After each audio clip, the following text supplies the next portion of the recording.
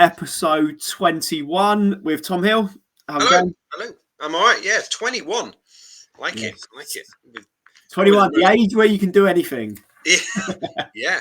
This is it. This is the coming of age episode. We're finally growing up. All right. Yeah. So, guys. Episode 21. What we're going to do today, we're going to talk about how the all or nothing approach doesn't work. You know, you've probably tried that before. We'll get into this, but you know, we'll get. Oh, your dog's joined you. We'll get into why people do it, why it doesn't work, what to do instead, and also look at, I don't know, some of the challenges that you can be having. We're coming up to May now. You know, summer is literally around the corner. Maybe you're not exactly where you want to be in your health and fitness. So hopefully this will give you a little bit of a boost to move forwards. Yeah, it's quite common, isn't it? Sometimes I think it's part of the human psyche that if it's the problem that's hard to fix, then we need a big thing to change to fix it. There has to be something massive. Yeah. And I think quite often a lot of diet plans or a lot of things that are advertised kind of feed on that a little bit. And like this, you need something big. You need to do a big change. Don't listen to the basics. Just do this massive thing. Yeah, I mean, if you're looking at it from a sales or marketing perspective of, I've got this program that I want to sell you, or diet plan or workout plan. If it's quite basic, you'd receive it and go, really? Is that it? And you'd probably be a little bit unhappy. Whereas the reality is that the basics work. Drinking the water, moving your body, at some point maybe tracking calories, you know, that's a little bit further down the line. But, you know, having that awareness of what you're eating, what you're not eating. Unless you get those fundamentals and basics in place, then you can't do those other things. But if you were to receive something that didn't look that great and that's only a few things, then you'd be like, well, this can't work for me because I've tried all the other stuff before. Yeah. And it reminds me a little bit when we were kind of in the same program and you were my coach for a little bit, weren't you? Yeah. And it reminds me a little bit of when you start really learning about behavior change and really kind of having kind of long-lasting changes to your clients. How it's like you pare everything back and you're like, well, what do our clients need in the first week? And it's like not sending them a load of stuff, which I've definitely made that mistake in the past of going, right, if I'm going to make a program, then it has to be lots of value in it. There has to be lots of stuff. And I remember when I worked at a gym and we used to do this 21-day challenge. And on the first day, we'd all sit down in a room and we'd give them like a big brochure, like a big thing. This is your rules for the week. And it'd be all this, lots of stuff. Even the word you said there, this is your rules for the week. Yeah, I know. And it'd be like, we just gave them all this stuff and we said, right, this is the structure. And it's going to be 6 o'clock, 3 times a week. Here's all your food you're going to eat for the next 3 weeks. Here's your 50, 60 page brochure of how you're going to live your life for the next 3 weeks. And people would find it really hard, but they'd be like almost like a bit of a camaraderie. Oh, it's really tough and it's really hard, and I'm looking forward to when it's over and I can go back to normal. And it'd be like this kind of Dunkirk thing going on, and people would finish and go, yeah, I finished the 3 weeks, and then they go, oh, thank fuck for that. I don't have to do that. But the thing is with that though, say you have 100 people, that probably will work for 10 people. That probably will, because you know some people like a lot of information. Some people just like being told what to do, and that's great if you can stick to it. But then if you're only getting results of 10% of your clients, then that's not good. So that's the thing. I think when you see these big people that have got like a massive following and they're selling the quite basic, follow this program, follow this plan, and then they show lots of before and afters, which looks like they're getting amazing results, but they may have like 10,000 people sign up a month. Yeah. So you're probably going to get a few great before and afters and a few great results, but then you're not seeing the 99% of people that aren't getting the results because they're overwhelmed. There's nothing about maybe reducing stress or looking at what's actually going on in someone's life. Yeah, and it reminds it's funny when we're talking. I have these thoughts in my head. It reminds me a little bit of the office that I work in now. There's all occasionally they talk about health and fitness and things, and Yeah. I can't help but my ears are wagging. I can't help but kind of join in. It's one of those things when you're in that sort of industry.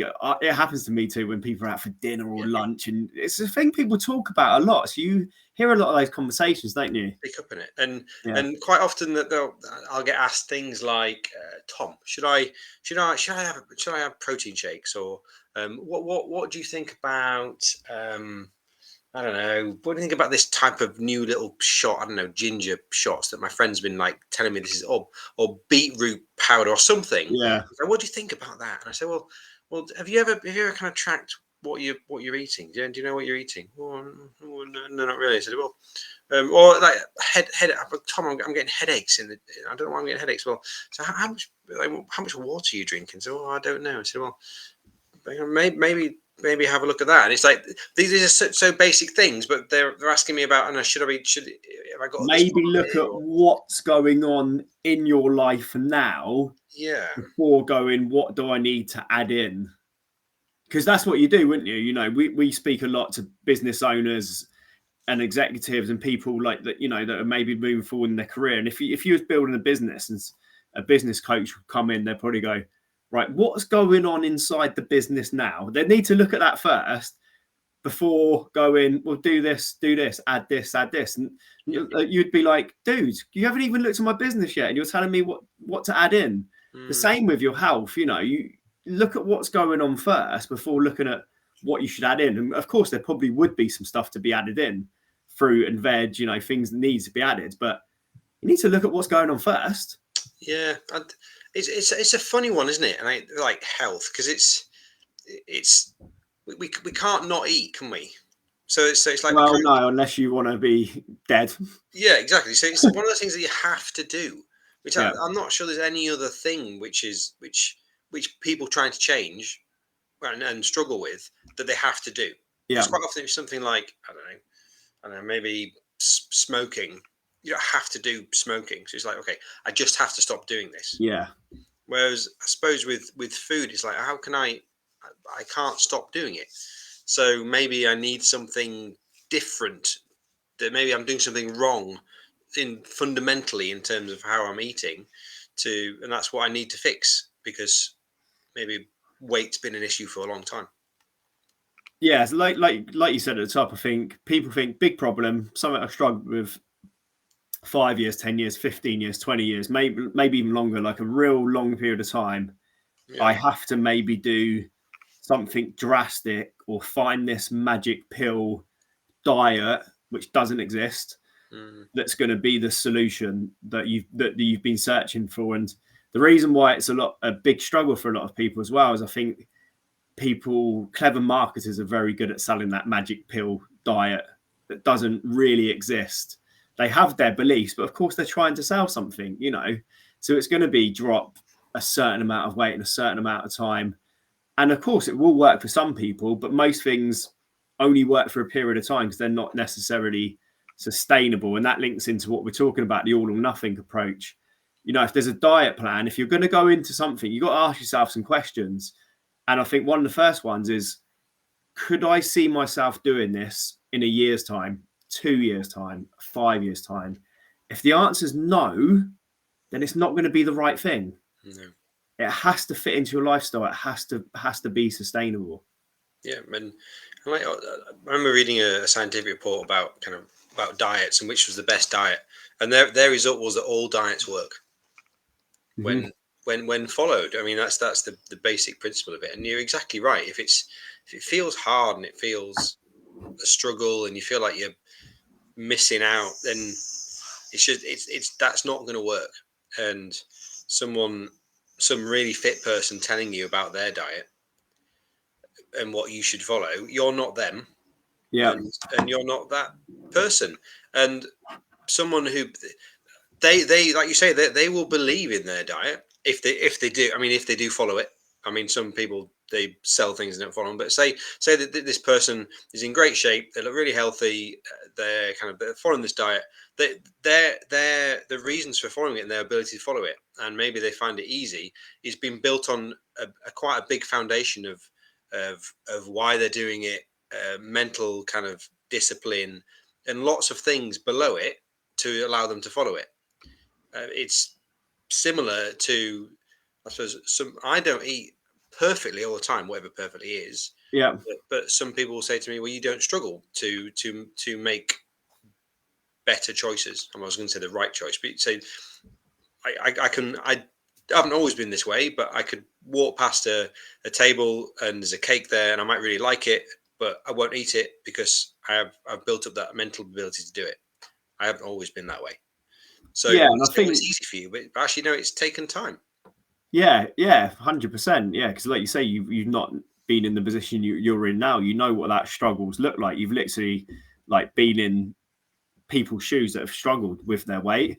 Yeah. And I think the other thing that's really important to recognize is that most people who maintain a really healthy weight actually never go on diets. They literally never go on diets. It's part of their lifestyle. It's having maybe a more of a healthy mindset around health. They live it, don't they? Right? It's not always up and down. It's just maintenance of a healthy weight all the time. And if you spoke to, I don't know, there might be some differences, but if you spoke to 100 people who have maintained their weight over the last 10 years, I'd be willing to bet really good money 95% of them would be like, oh no, I've never been on a diet, or I don't go on a diet. Yeah. They'll probably say something like, well, I just eat what I want. But yeah. What they want to eat, they have control. Yeah. Well, it's control. Exactly. And I would say that I eat what I want to eat and I manage my weight. But what I want to eat is generally, I don't know, 70-80% of the time, pretty good. Yeah. It's exactly the same as me. Yeah. Yeah. And I do eat what I want to eat, but it's definitely a mental capacity to do it, to be able to say no and to be able to go, you know, this is what I'm going to have. And yeah, and I think the other thing that people that are really successful at maintaining their weight and managing their weight also do is they also draw a line under a bad day or a weekend quite quickly. Mm-hmm. You know, I know you've had these conversations with clients, and I've had these conversations with clients where one bad day goes into two, goes into a whole week, goes into a month, and then that literally that one bad day or weekend is cost them 3 months before they actually get back to it. Whereas I think people that maintain their weight know that they can have a bad day or a bad weekend, and even the language you use is important. You know, why is it bad? Because you've eaten bad food. You know, that's important. You know, but they get back to it on the Monday. They draw a line, no beating themselves up, no feeling guilty, just back to the practices and behaviors of who they are, because it's more of an identity thing as well, isn't it? Yeah, definitely. And that reminds me exactly of one of my clients, Roger, a couple of weeks ago. He described he had a nightmare week, was the phrase he'd used. Yeah. He had a very busy life, very busy job. He's really successful in his work, and he has to travel to London every so often. And he had a terrible week, and he hadn't eaten right. He hadn't done all the stuff. He hadn't weighed himself, and he just knew. He knew he was going to jump on the scales, going to put weight on. I was like, how do we know? Jumped on the scales and he hadn't. So in the past, he said he wouldn't have weighed himself because he would have gone, I don't want to see that number go up. Yeah. But he just felt like it, like he'd, I know, let himself down. But then he dropped me a message saying, I had like a really happy message saying, do you know what? I haven't. And that's, again, that's an indication of how we are so driven by emotion and about how we might feel about something. When actually, again, it comes down to the basics of health is actually knowing and actually dealing with what you know. And he hadn't put weight on, and actually that was a real big win, because it meant that he knows in the future when he has a nightmare week and he's not perfect, whatever his version of perfect is, he can still manage his weight. And that happens all the time, doesn't it? Yeah. You know, and I think as well when it comes to like weight loss, you know, you get a client that drops 2 pounds and they're over the moon, like they're so happy with that progression, yet when they put on 2 pounds, it's like the biggest disaster ever.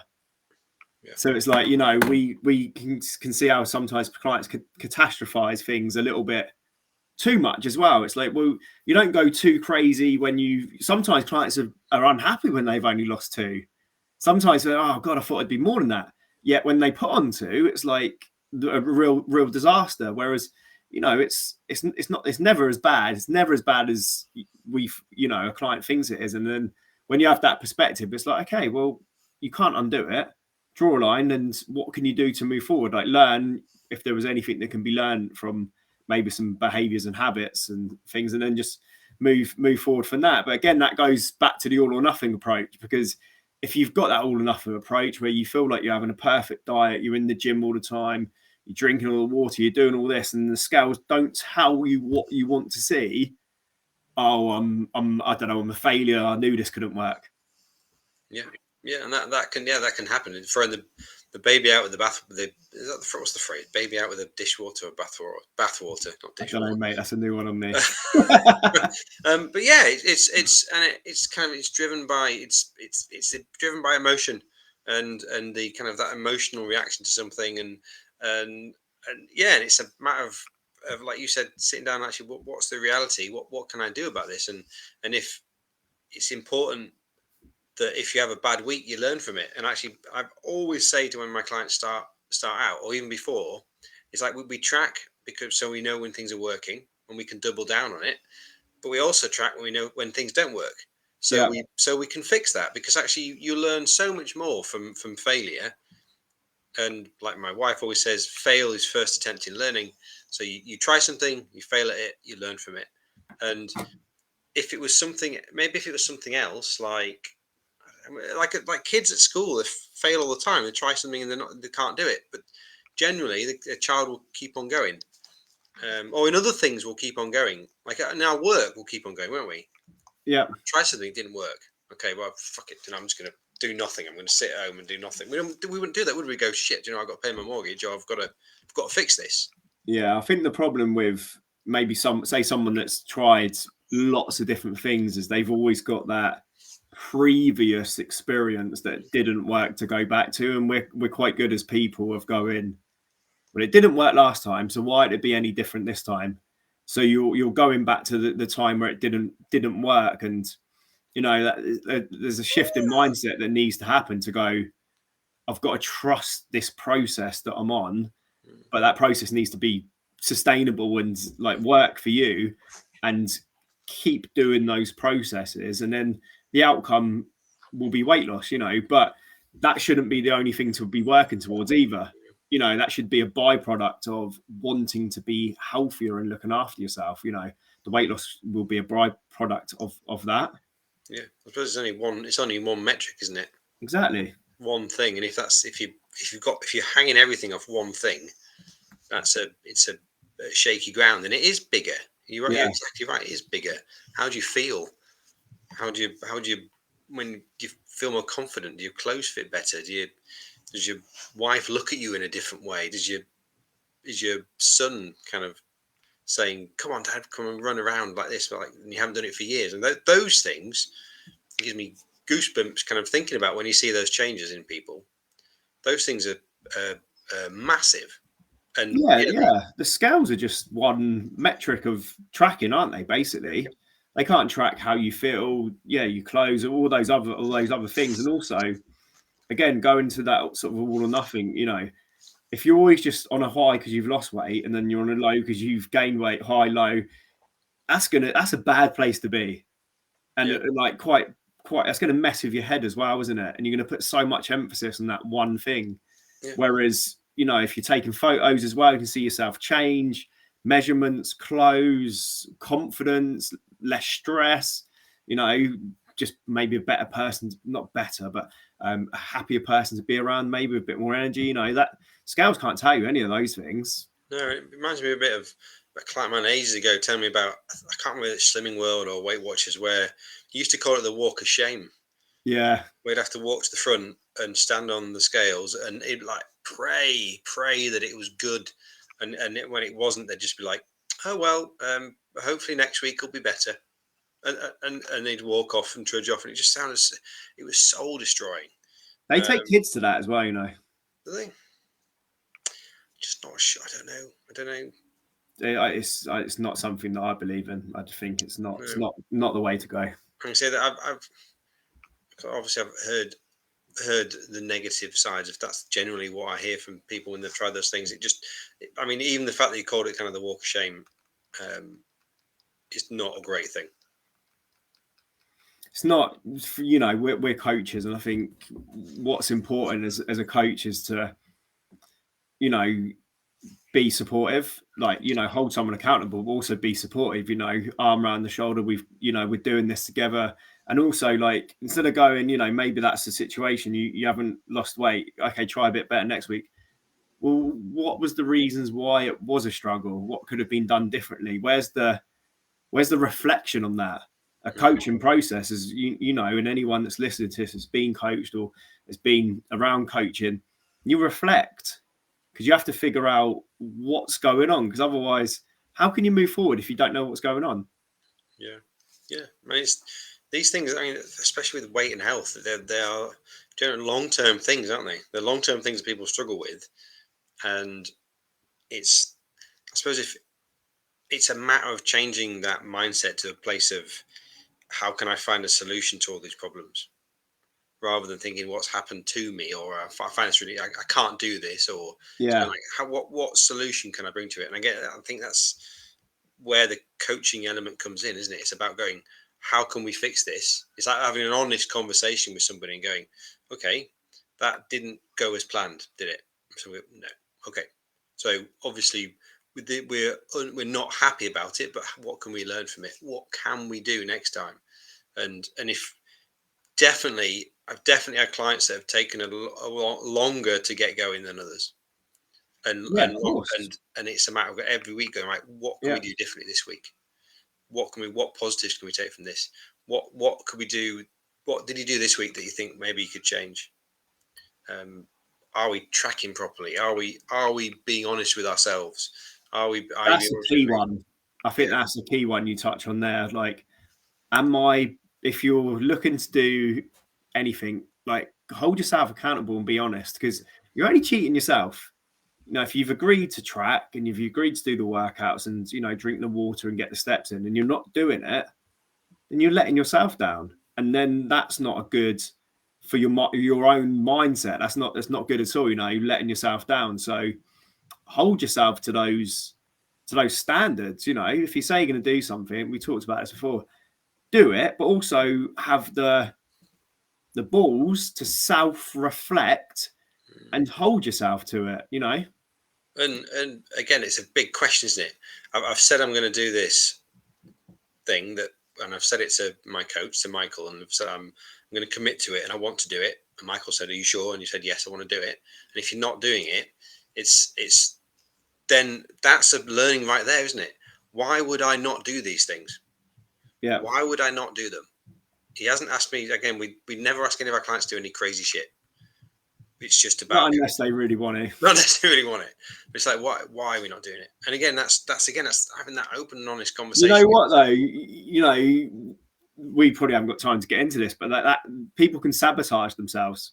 We've seen it so many times. You know, there's this thing you want to do, it's a place you want to get to with weight loss and health. Yet you go out and you drink a bottle of wine and order a takeaway and all these things, and it's a form of sabotage because, you know, you're not doing the behaviors you know you should do, which are going to take you to the place you want to get to. Yeah. And that's a real thing. You know, we definitely haven't got time to go into that, but maybe that comes down to self-worth. You know, I don't feel worthy to get into this place. We definitely don't have time to get into that, but that's a real thing. Yeah, self-worth. If do deep down, again, it doesn't sound rational, does it? Why would I rationally do something that an unhealthy behavior that I know I can fix easily? Yeah. And again, you're right. It's like it's a big subject, but it's all if you reflect on things, it's everything is an opportunity to learn and get better. Everything, and that is the power of self-reflection. Maybe that's one thing that we can give people who are watching is self-reflection every week. If you want to be healthier, if you have a vision, every week or every day, write down, how am I moving towards it or not? If You you are, know, You know what my clients do? So we do wins for the week, and they share their wins. But I also have added that to rate my week as well.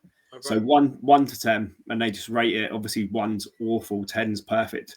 No one hits 10, and I wouldn't allow it anyway because no one can be perfect. But it's that reflection on. And this is all mainly health. You know, it's mainly just health. Like, so what does my week look like if I rated it in terms of health? If it's an 8, cool, pretty solid, right? Yeah. We still talk about could there have been some changes? What would have made it an 8.5, a 9? But you know, if you just done that one thing, I think you just went, okay, so rate my week out of 10, it's an 8. If you keep hitting 8s each week, you're probably going to get a lot closer to your goal. But you're also taking that time to reflect and ask yourself the question, like, what was my week in terms of health? Yeah, I think that's a great idea, and treat it as important as a business meeting. If stick it in your diary, this is my. It's not going to take long, is it? No. It's like this is my half an hour reflecting on my week. I mean, you could even do it daily and then give yourself an average score if you wanted to. So before you go to bed each night, you could literally, if you wanted to, your phone, or recommend trying to get off your phone before sleep, but you know, put it in a notepad. And if you've hit an 8 that day and you've done that Monday to Friday, and then you know maybe weekends, you know, whatever, you know, but you've averaged an 8 over the week, you're probably like going to be like, do you know what? That's a good week. And also think about the positivity that is. But then the flip is, if you're holding yourself accountable and it's only been a 5 or whatever, the next day maybe that gives you the motivation to go, actually, do you know what? I was a 5 yesterday, and I'll make sure I'm a 9 today. Yeah, absolutely. And I think like the all or nothing approach and thinking about, I think it's important that if you have been struggling for a while, is actually thinking about, if of all the tactics I've tried been all or nothing? Have they all been like difficult? All been kind of like, if the sign is you sign up something and you're really excited about it, but it's going to be difficult, and day one you feel great, and day two you're like, oh, I'm not sure. If by day 3 or 4 you're not enjoying it, or you're kind of struggling, then that's probably a sign that you've gone too far. You've gone too much, and have a little, again, honest reflection on if that's how your yo-yo life has been health wise, then going, you know what, something has to be different. Yeah, I mean, ideally, if you're looking at something that's sustainable, it shouldn't feel like a slog. No. It shouldn't. It should be looking at all the benefits you're getting, you know, all the good things that are coming into your life, the energy, the reduced stress, you know, being a bit happy, a bit more confident, you know, all those things. Like, that shouldn't feel like a slog. That should all feel like really positive steps forwards. And then what happens is it's much more likely that's going to last long term. Then again, as you maybe lose a bit more weight, get a bit fitter, get a bit stronger, then you add more and more things, like incrementally, like week by week, day by day, month by month, as opposed to going all or nothing, change all these things, find it really difficult, realize it doesn't work, think you're a failure again, convince yourself there was a reason why it weren't going to work, you know, whereas all you've done is you basically that's saying like you've bitten off way more than you can chew, haven't you? Yeah. And I almost think like it like a bar chart in your head, and you've got this I can't bar that's really high, and the I can bars down here, and the all or nothing thing kind of bolsters this I can't thing, which is too difficult, and you fail, and then it kind of keeps this up here. Whereas the little and often little successes, it slowly it builds up this I can. There's still going to be a little bit of I can't always, because that's who we are, and that's life. And yeah, because it's much better to go, do you know what, I'm going to make 3 changes and nail all of them, and then the next week go, I did all of them and I feel good, than to say I'm going to make 10 changes and you only do, say you still only do those 3, which is great, but you've said you're going to do 10. You know, and then you failed suddenly, like, you know, whereas you go, do you know what, I'm just going to make 3 changes, I'm going to feel good, I know I can do them. So next week, and then we normally do like 12-week programs, right? So if you do 3 changes over 12 weeks, there's 36 changes by the end of the 12 weeks. You're going to be moving way more, like, closer to your goal than you were week 1, for sure. Yeah, and that's a massive change, isn't it? So you said to somebody, if we could, what 30 things would you like in your life? Improvements would you like to your health? Would you like them now? Be like, yes. how would your life be different with 30 improvements in your life in terms of health? Oh, it'd be fantastic. Okay, let's add those 30 things in right now. Go. It's like, no. Whereas if you fast forward 3 months, Yeah. and the next 3 months went as fast as the last 3 months, and the last 3 months went like that, I'm going to be there before I know it. Yeah, and that's the thing as well. You know, these changes can happen quickly. So that's the other reason why you don't need to change everything all at once. You know, sometimes it is that literally that 1 week of drinking a bit more water, moving your body, having a healthy breakfast, something like that, and then suddenly by the end of that 1 week, you're like, do you know what? I feel a bit better already. So you don't need to change everything all at once. So I think that's probably the biggest thing to take away from this today is that you don't need to change everything all at once. 2 to 3 changes each week compounded and start there. And it definitely works. And that's not salesman's speak. It definitely does. Yeah, 100%. We know it does. We've seen it with hundreds of clients we've worked with. And that is our process. We're not just saying this for the fun of it. This is our process. This is our beliefs. And it's not just us that know it as well. We've also got lots of coach friends who do this exact process as well. Yeah. So there's probably thousands of successful clients that we know that have been through this exact process, basically. Yeah, definitely. All right. Anything else? That's it. Well, it's happy National Tea Day. Oh, is it? Yeah, National Tea Day. There's literally a national day now for everything, isn't there? Yeah. But yeah, You have Yorkshire tea. I do you know what? I don't think I've got any left at the moment. But you normally do. Don't tell anybody. Okay. All right. My cousin in Canada, she loves Yorkshire tea, and there's a special English shop near Toronto that she always goes to get a Yorkshire tea and a Heinz beans. Really? Yes. People love their home comforts and things that remind them of home, don't they? That's maybe something we can talk about on another one. Right, guys. As always, we always appreciate a like, a comment, a share. We're always trying to add value. Any questions, we'll always cover them. But yeah, hopefully you've taken something from this. I always think if you listen to something, you take one thing, then it's done its job basically. Yeah, absolutely. All right, we should see you next week. Yeah. Cheers, guys. All right, cheers, guys. Cheers, Tom.